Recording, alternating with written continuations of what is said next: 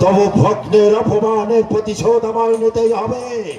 সেই ভিখারি মানব যুগল আমার ভগ্নের সুলোচনাকে একা একে নেবে তার নাশা খণ্ড ছেদন করে যে লাঞ্ছনা করেছে সেটা কি তাদের অপরাধ?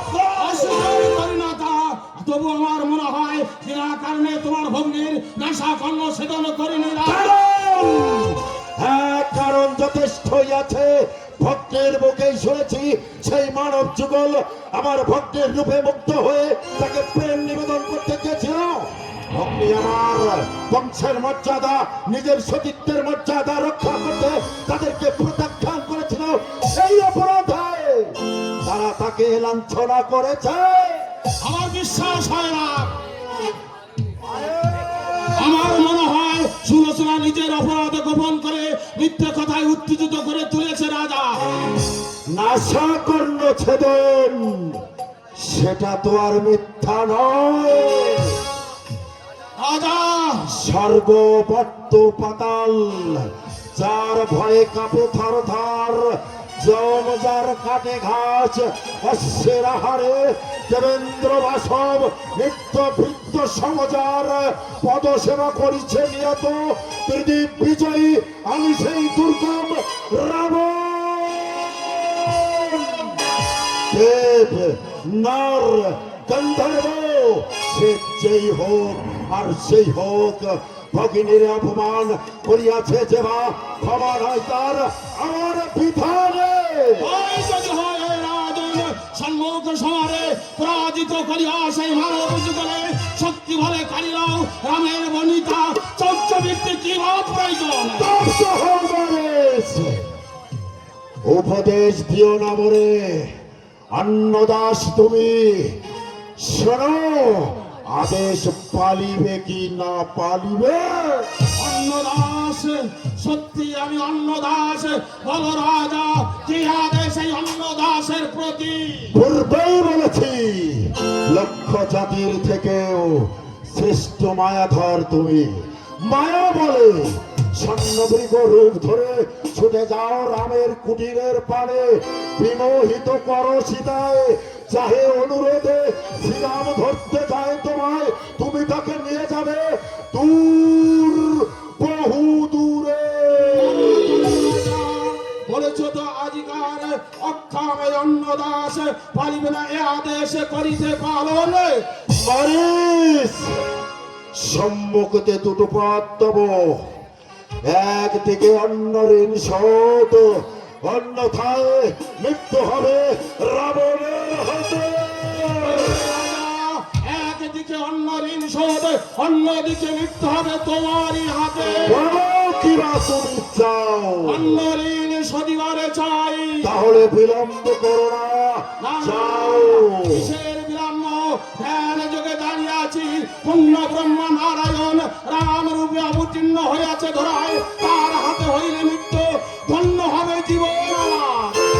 আরে চলিলাম রাজা অন্য ঋণ শোধিবার তরে, মুক্ত হইব আমি সোনা।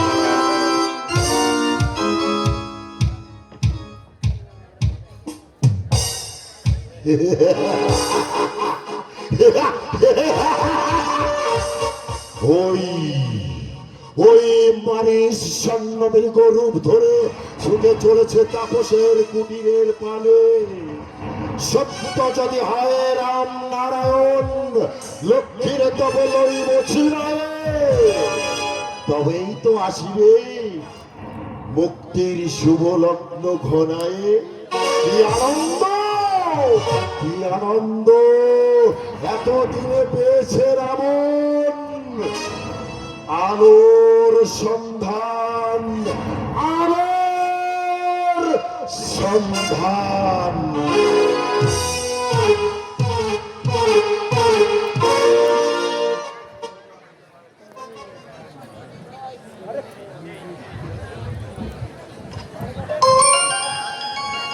সুন্দর সুন্দর এই বনানীর দৃশ্য মনোরম। দিকে দিকে ফুটিয়াছে কত শত ফুল, গন্ধে তাহারা মদিত করিয়াছে পাতার কুটির।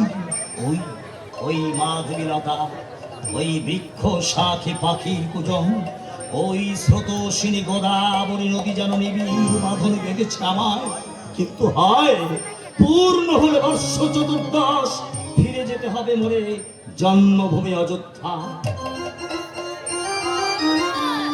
রঘুনাথ, রঘুনাথ, কি হচ্ছে না? তোমাকে তো চঞ্চল বলে মনে হচ্ছে কেন? ও বুঝেছি, নিশ্চয়ই কোনো ভীতিকর জীবকে দেখে তুমি ভয় পেয়েছো, তাই না? না না, ভয় কেন পাবো? তুমি যার স্বামী, ধানুকে লক্ষণ যার দেব, তার আবার ভয় কিসে? তবে চঞ্চল হয়েছো কেন?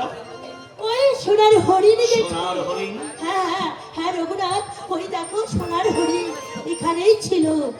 সোনার বরণ দেহ, মায়ায় জড়ানো কাজল টানা চোখ। আমি তার সঙ্গে এখানেই বসে খেলা করছিলাম। আমি যেই তাকে ধরতে গেছি, অমনি সে ছুটে পালালো ওই বনের দিকে। যেতে দাও সীতা, যেতে দাও। বনের হরিণ বনেই চলে গেছে, তার জন্য মায়া করে কি লাভ? ওই ওই দেখো রঘুনাথ, ওই গাছের আড়াল না উঁকি ঝুঁকে দিচ্ছে।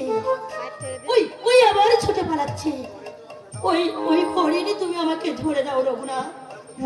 স্বাধীন জীব স্বাধীনভাবে বনের মাঝে খেলে বেড়ায়, কি হবে ওকে ধরে সীতা? রঘুনাথ, অমনি অভিমানে মুখ ভার হয়ে গেল। ভালো কথা শোনো, আজ 13 বৎসর 2 মাস পূর্ণ হয়ে গেল, বাকি মাত্র 10 মাস। এই 10 মাস পরে আবার আমরা অযোধ্যায় ফিরে যাব। মাত্র 10 মাস বাকি। হ্যাঁ। 10 মাস পরে আবার আমরা অযোধ্যায় ফিরে যাব। ও কতকাল পরে মায়েদের সঙ্গে দেখা হবে, কতকাল পরে শ্রুতি কীর্তি মান্ডবী উর্মিলা বড়দের সঙ্গে দেখা হবে। এই কি আনন্দ, কি আনন্দ আমার! এই আনন্দের উচ্ছ্বাসে আমি ধরে রাখতে পারছি না রঘুনাথ। সত্যি আমার মনে আজ আনন্দের তরঙ্গ হয়ে চলেছে। বারবার থেকে থেকে মনে পড়ছে সেই অতীতের কথা, মনে পড়ছে বীর সত্য পালনের জন্য যখন আমি 14 বৎসর বনবাস দণ্ড মাথা পেতে নিলাম। স্বেচ্ছায় আমার সঙ্গে বনবাসে আসবার জন্য প্রস্তুত হলে পিতা দশরথ হা রাম, হা লক্ষণ, হা বধূ মাতা বলতে বলতে শোকের সেরাঘাত বুকে নিয়ে প্রাণ হারাবেন। কৌশল্যা সুমিত্রা জননী কেঁদে কেঁদে হয়েছিলেন পাগলিনীর মতো। রাজধানী অযোধ্যার চতুর্দিক থেকে ভেসে এসেছিল সে কি করুণ সুর, কান্না কান্না, শুধু কান্নার কান্না। দাদা,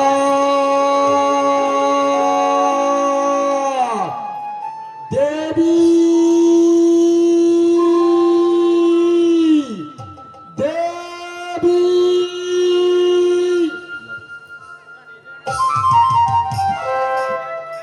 দেবী, তুমি এসেছো, ফল এনেছো, কিন্তু আসতে এত দেরি হলো কেন?